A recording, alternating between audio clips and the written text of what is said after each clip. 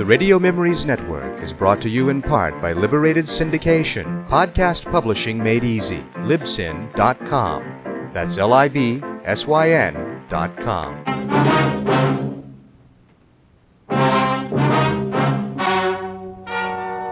Ladies and gentlemen, the story you are about to hear is true.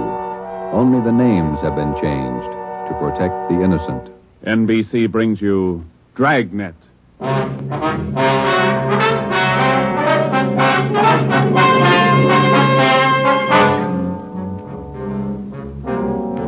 You're a detective sergeant. You've been off duty 2 hours. You receive an emergency call from the chief of detectives. An entire block in the heart of your city is threatened with complete destruction. Your job? Report at once.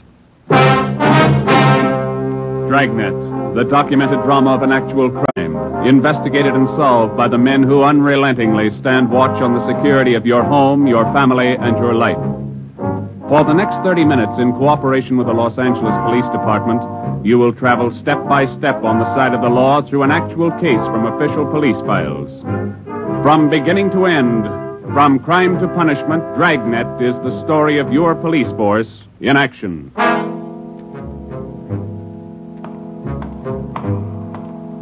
It was Tuesday, November 15th. It was raining in Los Angeles. We were off duty reporting in on an emergency call.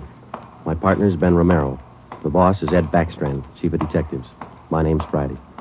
It was 8:32 a.m. when I walked in the Spring Street entrance of the City Hall. You Sergeant Friday?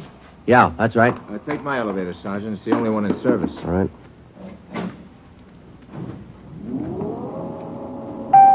I'll run you up to 16. The chief's waiting for you up there. What's the pitch? Only one elevator in service out of 10? The place looks deserted. What's going on? Nobody in the building. All the office people been sent home. Lots of trouble. Somebody declare a holiday? No joke, Sergeant. Big trouble. All right, you convinced me. What is it? Here we are. 16th floor. Over here, Friday. Hi, Joe. Hello, Ben. You made good time. Came as soon as I got the call. Sorry to have to bring you back in. You worked last night, didn't you? Yeah, midnight to 8 this morning. Sorry. Come on. Okay. What is it, Skipper? Why all the hush? Wait till we get inside. In here. Okay. Number one, let's keep our voices down. All right. I'll make it as brief as I can. Every minute counts. What time you got, Friday? 8:33. All right, here it is.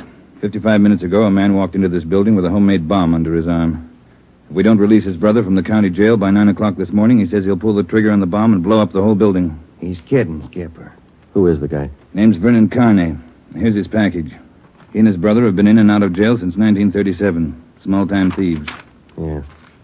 Where's the FBI kickback? We had him once before, both of them. Brother's name is Elwood, serving a year for car stripping. And this two-bit thief is sitting here in the city hall with a bomb on his lap? That's right. In the next room. What kind of a bomb is it, Ed? You think he's bluffing? Could be bluffing, but the crime lab says no. Lee Jones from the lab get a look at it?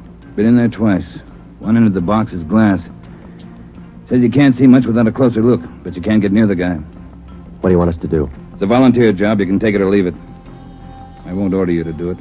How you want to handle it? You sure you want a piece of this one, Romero? No, he doesn't, Ed. He's got a family. Get me another single man. We'll give it a try. Wait a minute, Joe. What makes this job so different? Anytime we kick a door in, we never know what's on the other side. That's what makes it different. This time we do. No, you're not going to cut me out. Not the only time I know what I'm getting into. All right. Chandler's tried. Hannon, Davis, Watson, they've all tried. This guy Carney knows what he's doing. He's no pushover. But somebody's got to get that bomb away from him. Friday, Romero, it's your baby now. I looked at my watch. It was 8:36. We left Backstrand and started down the hall. If Carney was going to make good his threat to blow up the building by 9 o'clock, we had exactly 24 minutes to talk him out of it. Ben and I figured we'd better look him over first and then work out some kind of a plan. Maybe just talking to him would do it. Vernon Carney was sitting in a straight-back chair against the far wall facing the door. He was seated between two windows that looked out over the city. Along the left wall was a row of 6 wooden chairs. In the center of the right wall was a connecting door leading to the office where Backstrand had briefed us. The door was locked on both sides. Just off-center and favoring the left of the room was a small filing table. The other furniture in the office was a desk just forward of the connecting door on the right. There was a dictaphone on the desk. In the near left corner, shielded by a white screen, was a small wash basin. The faucet leaked. Vernon Kearney was middle-aged. He sat erect, holding a black box on his lap. He held his right hand inside one end of the box.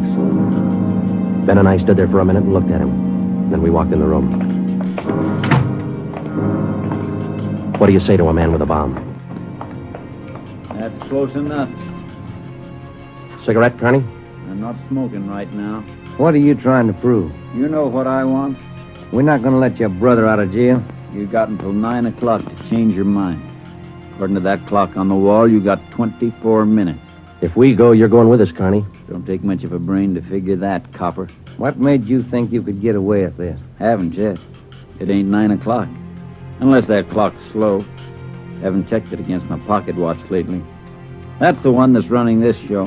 Have you given any thought to all the innocent people that are going to go up with that thing of yours there? My brother's innocent. I want him out of jail. The court says he's guilty. He'll get out when he serves his time. That's where you're wrong, copper. He gets out at 9 o'clock this morning. All right, come on, Kearney. Get your hand out of that box. Put the box on the table. You think I'm bluffing, don't you?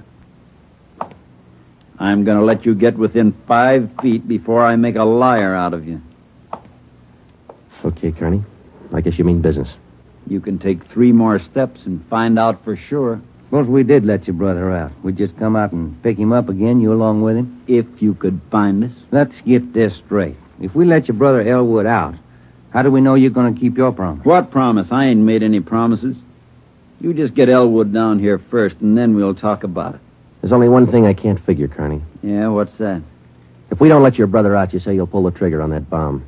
You're going to kill a lot of innocent people. What are you going to prove by that? It's 8:37. You've got 23 minutes left. Now, I wish you'd answer that one for me. Why do you want to kill a lot of innocent people? Don't try to con me, copper. I know they cleared everybody out of this building 45 minutes ago. I know they cleaned out the whole block. They got it roped off. Where'd you get your information? I got a couple of windows here to look out of. Don't you think it's about time to send somebody over to get Elwood? You know, Kearney, we've got a way out of this. We don't have to let your brother out neither. I've heard that before. What's to stop us from leaving the building along with the other few officers and let you sit here and touch off that bomb? Go ahead. It won't be a long wait without you. Who are you trying to kid? You'd let me blow up $10 million worth of taxpayers' money? Ah, no. You're going to let Elwood out. You'll wait till the last minute to do it, but you'll let him out.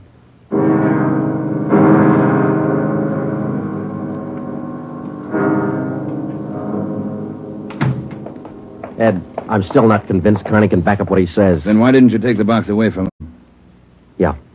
We're in a spot, let's face it. How about an eye for an eye, Skipper? What do you mean? If he pulls the trigger on that machine, he kills us. How about us getting him first? All right, Romero.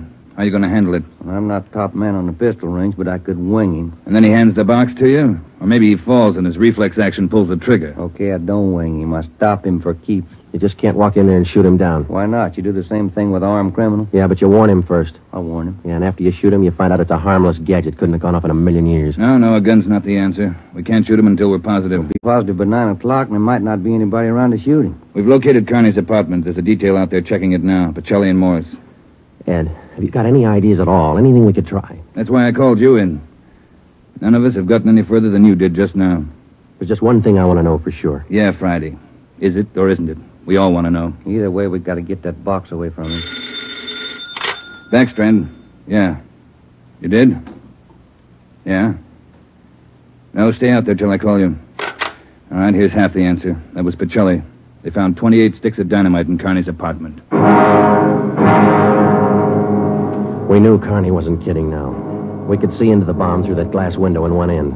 It looked like dynamite inside, and there was dynamite in Kearney's room. We didn't know if he had the nerve to pull the trigger. We didn't know if it would go off when he did.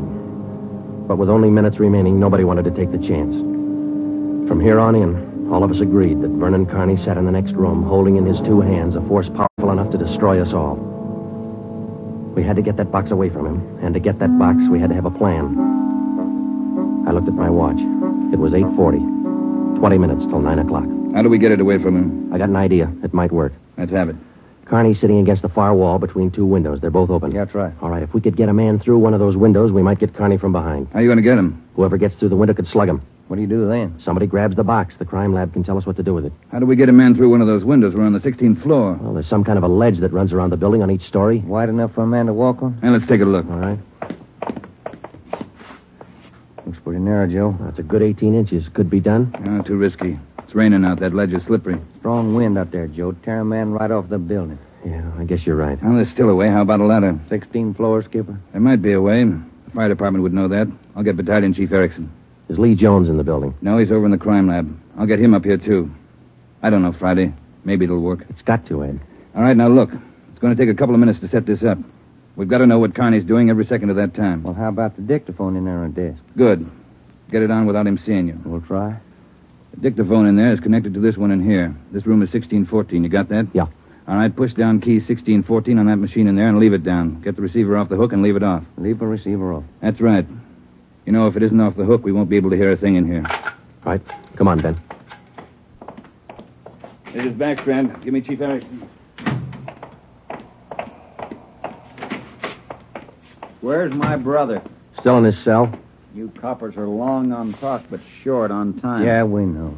I'm telling you, for your own good, you'd better get Elwood over here. Carney, I'll bet if we get your brother on the phone here, he'll tell you he doesn't want any part of this. You mean Elwood don't want out? Since when? Sure he wants out, but not your way. He's only got a year to serve. Why not leave him alone? I told him I'd get him out. He didn't think I could do it. But I'm doing it. I'll make you a bet, Carney. Let us get your brother on the phone. He won't walk out of here with you. All right, get him on the pipe. Where you going? The phone's over here. Have to use the dictaphone. To get an okay from the chief, Elwood's still a prisoner. What's the matter with the phone? No operators. You know the building's been cleared. Oh, yeah. That's right. Almost forgot. Okay, you can use the dictaphone. This Friday, Ed. Carney wants to talk to his brother. Yeah, I know you'll have to send somebody over. Have them put the call on extension... wait a minute. What's that extension number, Ben? 2351. 2351, Ed. Right. It'll take a minute. Yeah. I'd kind of like to talk to El. Been a couple of months since I seen him. We've always been together, me and El, most of the time. Joe, let's go in and see if we can hurry that call. Good idea, boy. 16 minutes to 9. Hey, cop. Yeah. Forgot to hang up the dictaphone, didn't you? I put the receiver back on the dictaphone. Ben and I had failed to make good on the first step of the plan. When we got outside the door, we briefed Davis and Watson. They went in to sit with Carney. It would be their job to keep us posted on Carney's movements. The dictaphone was out. We went back into the office next door. Chief Sam Erickson of the fire department and Lieutenant Lee Jones from the crime lab were already there. We told Backstrand what happened. Would have been a help. We haven't got time to cry over it. Carney's wide awake, Skipper. He doesn't miss a thing. Backstrand told us the plan Friday. We can't run a ladder up from the street. Too high, Chief? Best we got is a 100-foot area. You figure 12 foot to the story, that'll take you up 96 feet, 8 floors. And we've got the latest equipment. What's the idea you had, Jones? Sam, can you get hold of a pump here in a hurry? Sure, we got a lot of scaling ladders, but you got nothing up there to hook 'em on. You figured dropping down from the floor above? That's right, and I figure a pump here would do it. Sure it would. You could make it fast to the windowsill up there, but you got a 1.5 foot ledge in the way. No, what you want is a lifeline. You mean lower a man on a rope, Chief? Yeah, Romero. That's the quickest and the quietest. Could you rig it so one of my boys could do it? Sure, Ed. What's the risk? None if you work it right. We'll strap on a life belt. Give the man heavy leather gloves. 2 of my men will lower him down. Pick your lightest man. What do you think, Lee? That's it. What do we do with the bomb when we get it? I figure that box Connie's holding is about a foot square. Here's what I'll do.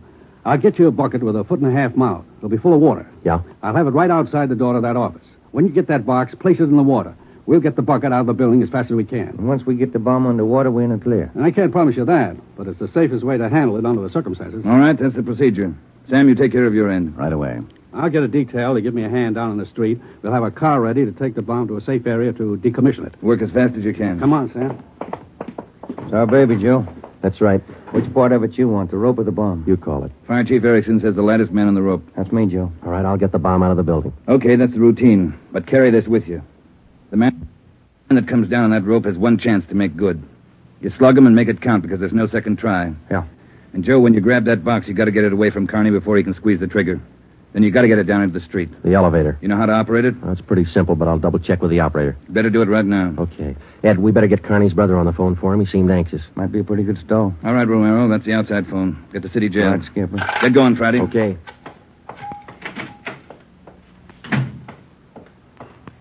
Hey, you. Elevator man. Yeah, Sergeant. Let me see if I know how to work that thing. You taking over the elevator? Well, in a couple of minutes. You want to check me out? Nothing to it, Sergeant. All right. Now, here's the control, see? You push this lever right to go up, left to go down. You see this little trigger on the underside of the handle? Yeah. That's the safety lock. Be sure you squeeze it or you can't move the lever. Let me try that.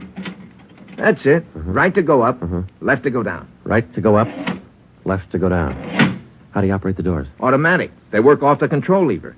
When the control lever is locked in the up or down position, the doors will close. I get it. Now, in case they jam, this red emergency button up here? Yeah. Push it. If that doesn't close them, we call the repairman. Okay, I think I got it. You sure now? I've had my orders to get out of the building. I'll just leave the elevator right here and take the stairs down. All right. Thanks a lot. Sergeant, just curious. You going to take the bomb down in this car? We're going to try. You won't have any trouble. We haven't had an elevator failure in 18 months. The elevator man turned and went down the stairs. Outside of a handful of volunteers and a man with a bomb, the city hall was now cleared. I started down the corridor and met Ben outside the office. He told me that Lee Jones and Chief Erickson were on their way up in the freight elevator at the rear of the building with the necessary equipment. The 2 fire department volunteers were with them. The phone call had been put through to the city jail, and in a moment, Elwood Carney would be ready at the other end of the line. We went in to tell Carney. I told him over at the jail to put the call through on extension 2351. Yeah. When's it coming through? Right now. You got Elwood with you? No. Look, Carney, we told you we'd get him on the phone for you. The call will be through in a minute. A minute's a long time, cop. You only got 12 of them left. Elwood's going to talk you out of this. Oh, sure. Sure, everybody's going to talk me out of this. First it was them other 2 cops, the little Porky guy and that other monkey. Then you and this Dixie Doughhead here, and now it's Elwood. Come off it, will you, and get my brother over here. That's him. It's your brother, Connie. I'll get him. Stay put, you. Just going to get the phone. You want to talk to your brother, don't you? I'll take care of the phone. We'll disconnect it for a while. Now get it straight, copper. I'm through with your stinking, rotten lying. I want Elwood here. And I want him now. Bring him here before I blow you all to pieces. What's going on? Who threw that phone out in the hall? I did. You want me to go out and pick it up? Carney, that's not going to get you anyplace. You the big boss around here? Maybe. Are you or aren't you? I answered you. All right, big boy. I've got a piece of advice for you. Take your rookie cops here and get it through their heads I mean what I say. I want my brother over here in this room. And you've got just 11 minutes to get it done. Tell them that, will you, boy? All right, Carney. It's your show.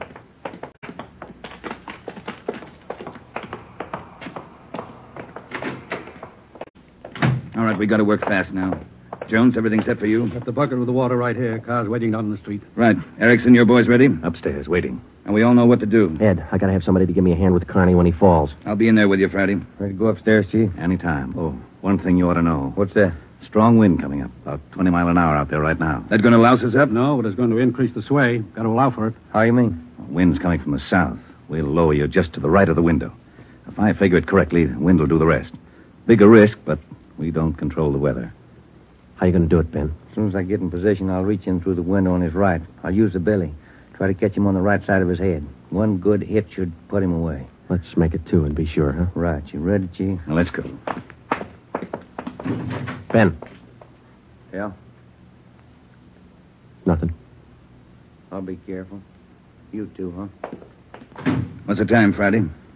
8:50. Shouldn't take more than a couple of minutes for Romero to get down to that window, unless the wind gives him trouble. Jones, no use you sticking around. I'll give Friday a hand. That's my job. We've got to keep you alive to decommission the bomb. Bum joke. See you downstairs.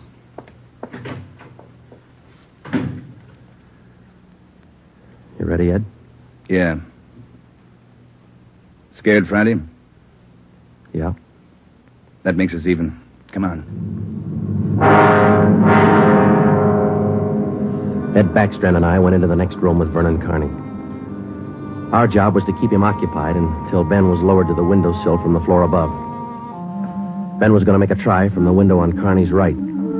Somehow, we had to keep Carney's attention on us and away from that window.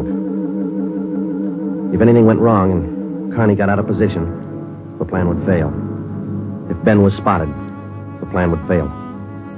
If Chief Erickson didn't estimate the force of the wind correctly, the plan would fail. After Ben slugged Carney, my timing had to be perfect. If it wasn't, the plan would fail. I looked at my watch. It was 8 minutes to 9. Carney, anything we can say that'll make you change your mind? I've asked you 100 times. Now I'm ordering you. You're going to get to a phone and have somebody send Elwood over here right now. I'm through waiting. Now move. You ripped out the phone, Carney. Well, find another one. I told you I'm sick of your two-bit stalling. We've got until 9 o'clock to make up our mind about this. You had until 9. But you wouldn't do what I told you. Now I'm cutting you short. You guys have got exactly 1 minute to get a phone in this room where I can hear you call the jail and have them send Elwood over here. You said 9, Carney. All right, Joe. We'll give him what he wants. Davis, unlock the connecting door to this office. I'll get the phone, Ed. Will the cord reach? Yeah. Your brother's a prisoner. He's in our custody and he's under our protection. We can't place his life in jeopardy. Why not leave it up to Al? Here's the phone, Ed. Yeah. Kenworthy, this is Backstrand. We want Elwood Carney over here at City Hall. His brother wants to see him. Explain the situation. If he wants to come, get him over here. Leave it up to him. Room 1614. You'll have to use the freight elevator. And tell him to hurry. Yeah. Tell him to hurry. That's the only smart thing you've done today. Now, why don't you go next door and figure out another angle? We'll wait for Elwood, too. You don't think I'd let you get out now, do you? We're all going to wait right here for my brother. In case he don't show up, you're going to see me pull the plug. Just sit down. Not so close. Right where you are, sit down.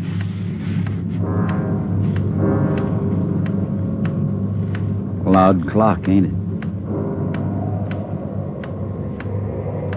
Windy. Getting cold in here.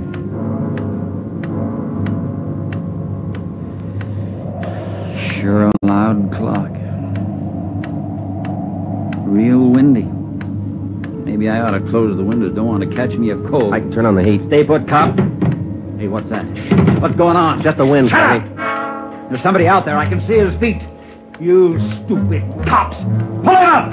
Get back there, you! Pull him up! Friday, tell him to pull him up. Right. Pull him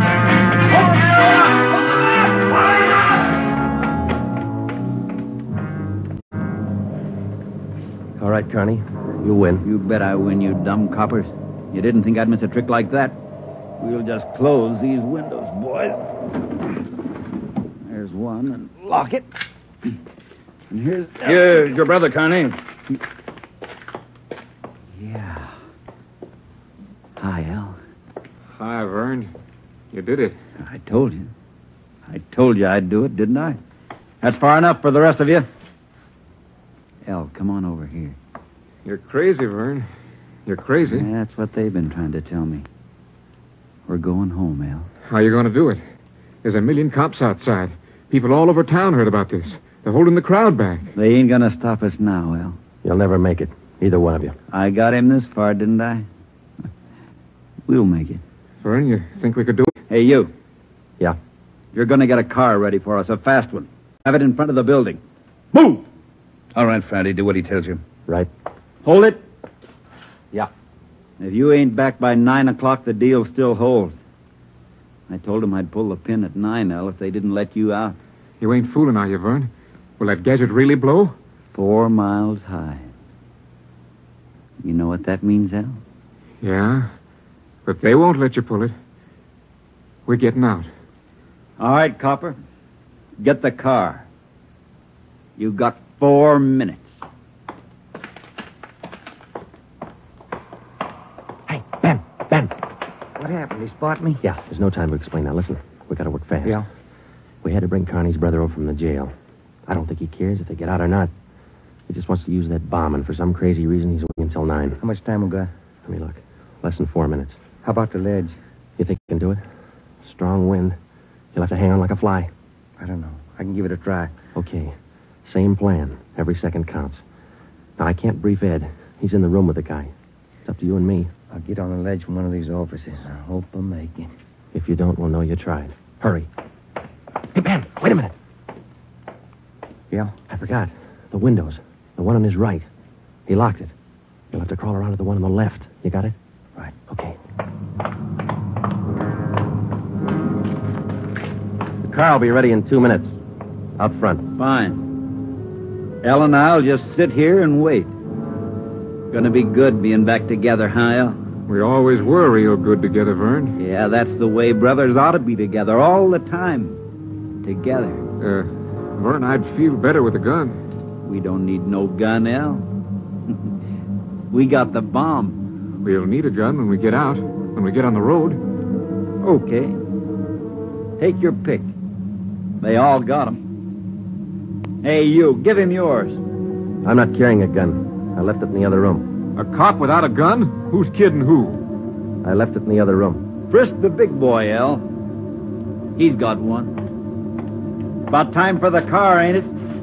2 minutes to 9. Yeah, this feels like it. Right on his hip. Hey, Vern, look out! Grab him, Joe. I got him. Get the box. Leave that gun alone. I got him, Ben.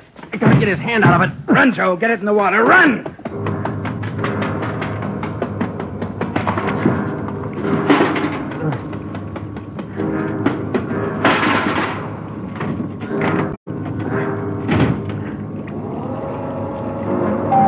In a fast elevator, 16 floors isn't very much, but I've never shared an elevator with a live bomb. It seemed like minutes between floors. I kept watching the bucket. The bomb was completely underwater. A small stream of bubbles was hissing to the surface. I waited.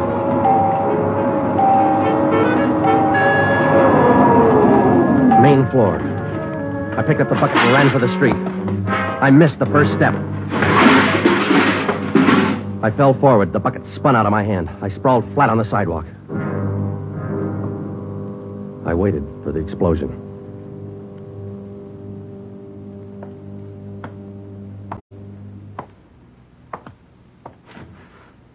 It didn't go off Friday. Yeah. I gave it a good chance, Lee.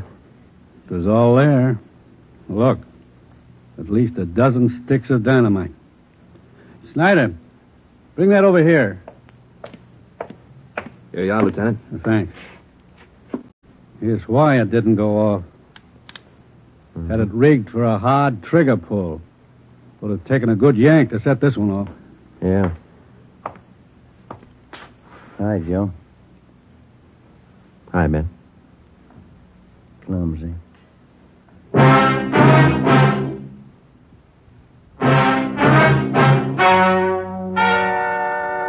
The story you have just heard is true. Only the names were changed to protect the innocent. Vernon Carney was examined by 5 different psychiatrists appointed by the Superior Court and was found to be incompetent. He is now confined in the state mental institution for the criminally insane. Elwood Carney is now serving the balance of his sentence with no time off for good behavior. You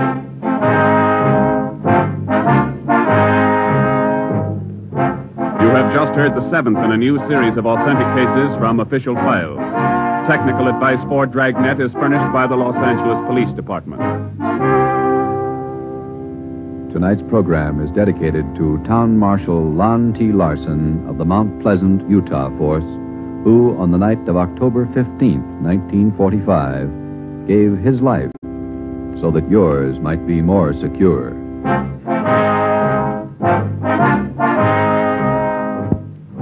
Dragnet came to you from Los Angeles. This is NBC, the national broadcasting company.